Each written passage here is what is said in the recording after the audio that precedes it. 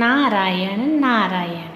आज मैं भाद्रपद कृष्ण पक्ष की अजा एकादशी व्रत कथा सुनाने जा रही हूँ।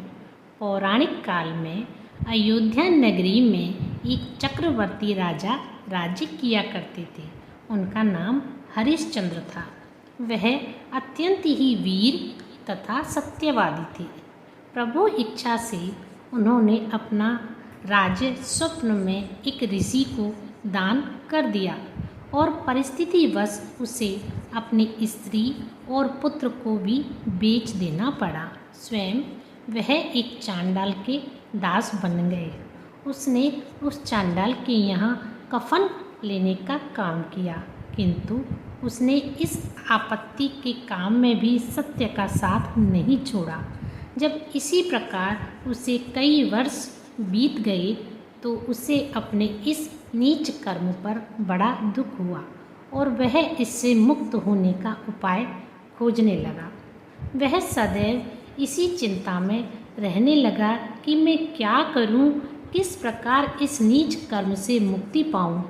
एक बार की बात है, वह इसी चिंता में बैठा था कि गौतम ऋषि उनके पास आ पहुँचे।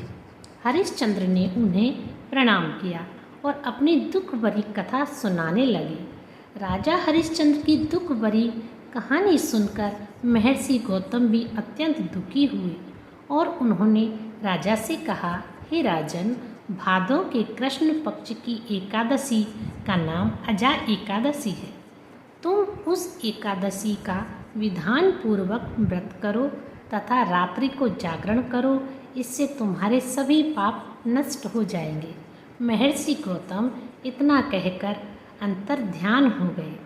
अजा नाम की एकादशी आने पर राजा हरिश्चंद्र ने महर्षि के कहे अनुसार विधान पूर्वक उपवास तथा रात्रि जागरण किया।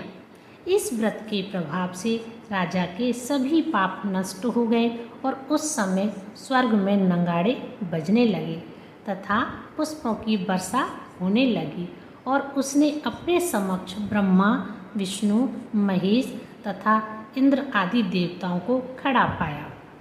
उसने अपने मृतक पुत्र को जीवित तथा अपनी पत्नी को राजसी वस्त्र और आभूषणों से परिपूर्ण देखा। व्रत के प्रभाव से राजा को पुनः अपने राज्य की प्राप्ति हुई। वास्तव में एक ऋषि ने राजा की परीक्षा लेने के लिए यह सब किया था, परंतु अजा एकादशी के व्रत के प्रभाव से ऋषि द्वारा रची गई सारी माया समाप्त हो गई और अंत समय में हरिश्चंद्र अपने परिवार सहित स्वर्गलोक को गए। बोलिए श्री नारायण भगवान की जय।